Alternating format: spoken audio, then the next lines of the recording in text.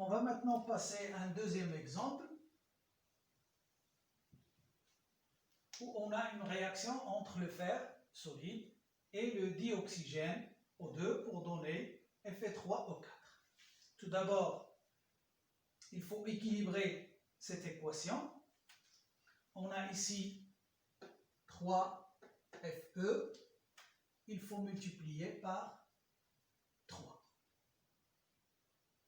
Et on a ici 4 atomes d'oxygène, ici on n'a que 2, il faut multiplier par 2. Ici on n'a rien, c'est qu'on a une unité.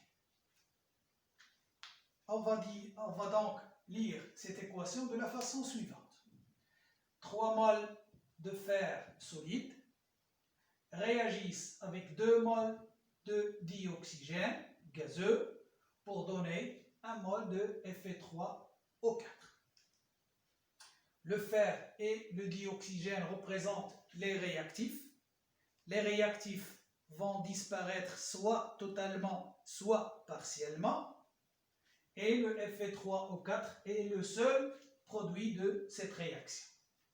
Donc pour décrire cette transformation et pour faire le bilan de matière, on va tracer le tableau d'avancement.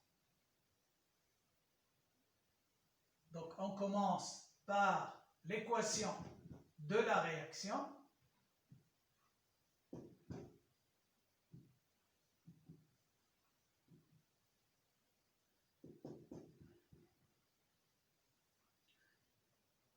Donc l'état et l'avancement. Et ici, la quantité, ou bien les quantités de matière.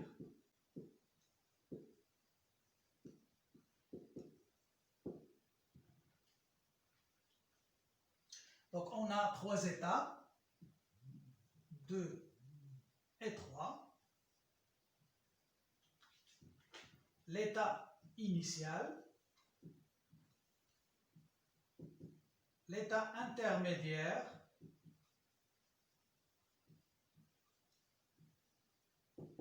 et l'état final.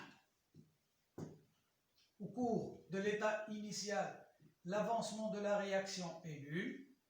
À l'état intermédiaire, c'est X, et à l'état final, c'est Xmax.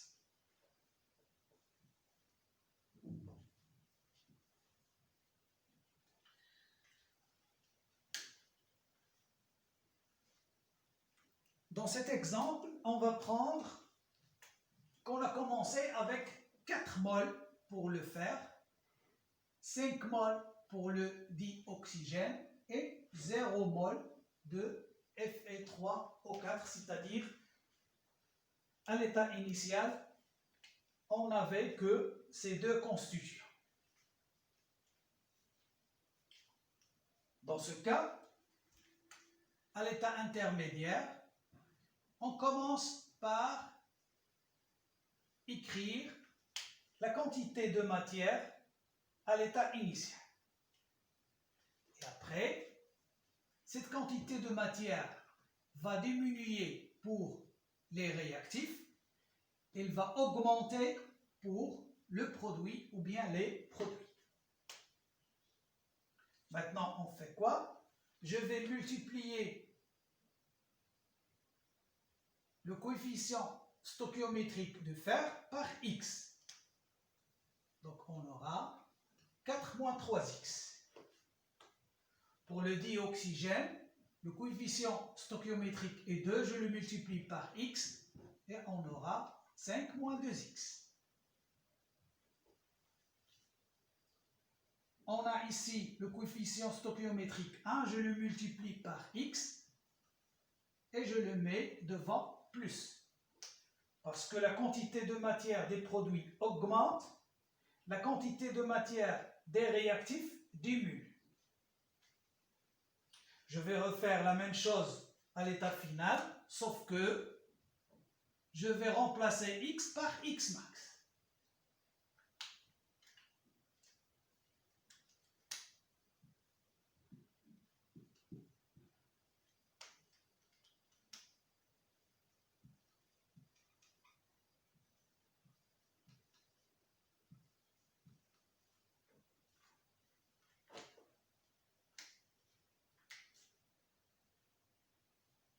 comment est-ce qu'on va lire ce tableau d'avancement?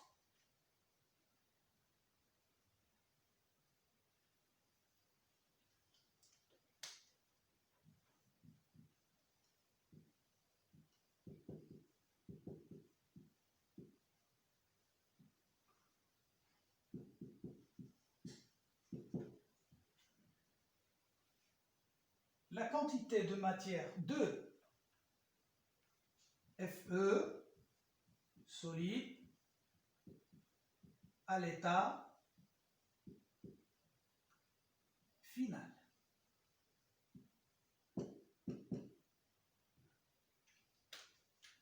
Je vais la représenter par quantité de matière, c'est petit m. À l'état final, j'ajoute la lettre F minuscule en indice. Elle est égale à quoi? Elle est égale à 4 moins 3 x max. C'est une quantité de matière restante.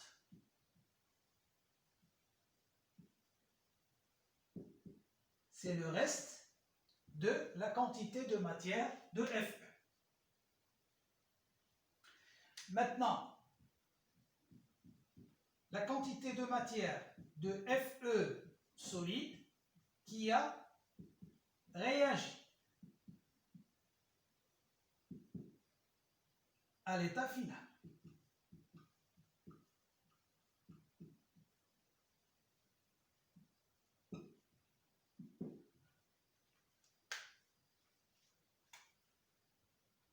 N final de Fe qui a réagi.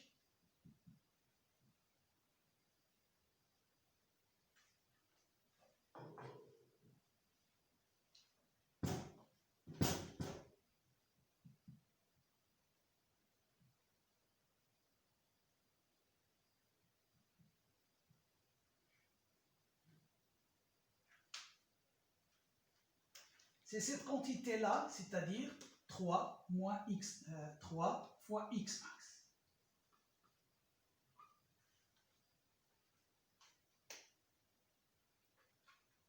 Maintenant, la quantité de matière de O2 gazeux restante à l'état final. C'est quoi? C'est N final de O2 égale à 5 moins 2x max.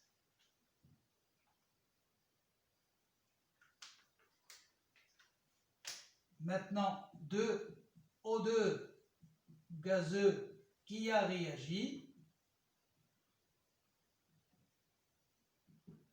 à l'état final,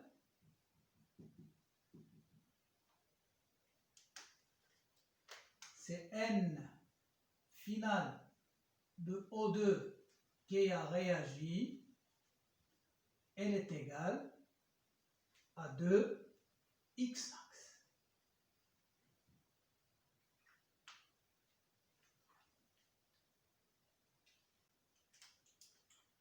La quantité de matière de Fe3O4 solide qui apparaît à l'état final toujours.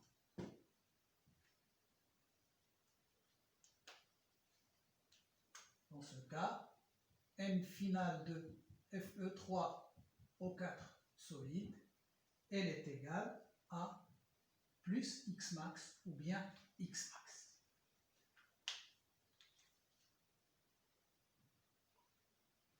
Cette quantité de matière 4 moins 3x, il représente la quantité de matière de Fe à l'état intermédiaire. C'est une quantité de matière restante.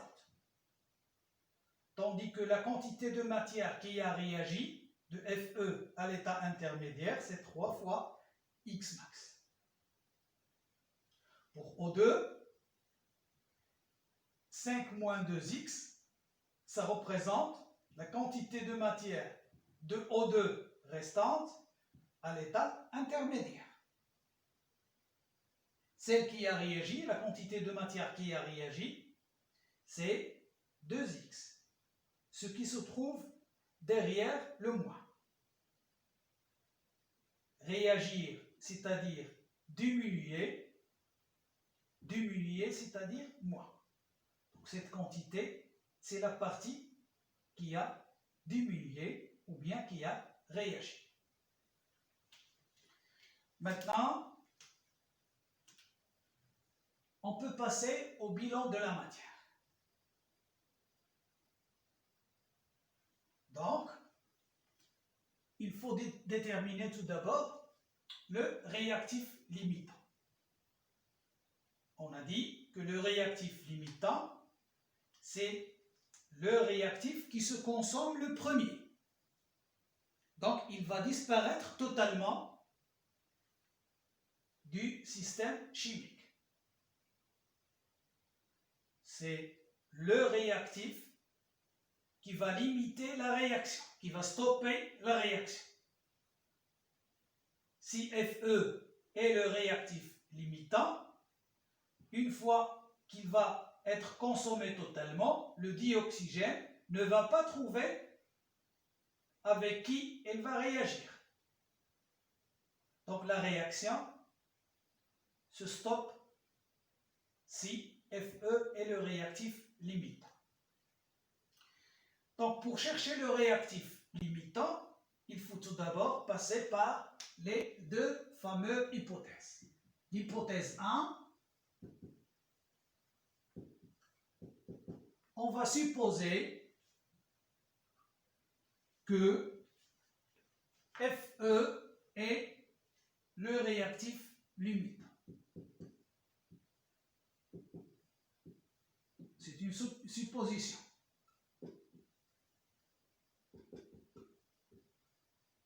Donc si Fe est le réactif limitant, cela veut dire que sa quantité de matière à l'état final va être nulle. Elle va être consommée totalement à l'état final. Dans ce cas, 4 moins 3xm selon l'hypothèse 1 est égal à 0. Donc xm selon l'hypothèse 1 égale à 4 sur 3 mol. Ou bien 1,33 mol. On passe à l'hypothèse 2. O2 est le réactif limitant.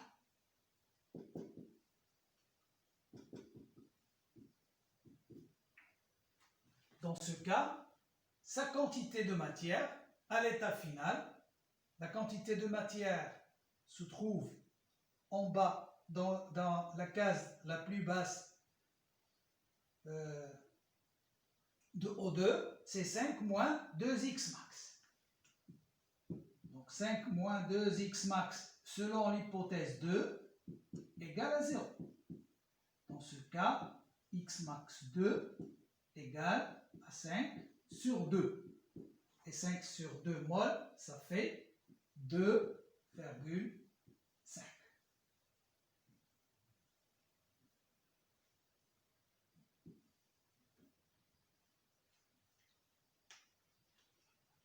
Ici, on va travailler avec un 3 mol.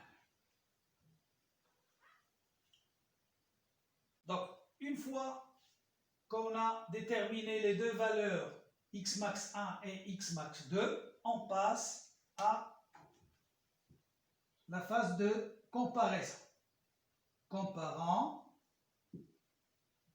Comparaison entre x max 1 et x max 2. X max 1 c'est 1,3, x max 2 c'est 2,5. on constate que x max 1 est inférieur à x max 2. Conclusion, Fe est le réactif limitant.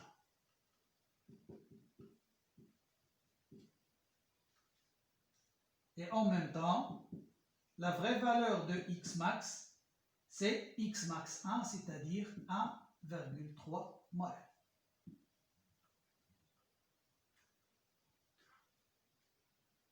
Maintenant, on va donner le bilan de matière, c'est-à-dire la quantité de matière de Fe restante à l'état final, c'est 4 moins 3 x max qui est égal à 0, parce que Fe est le réactif limitant.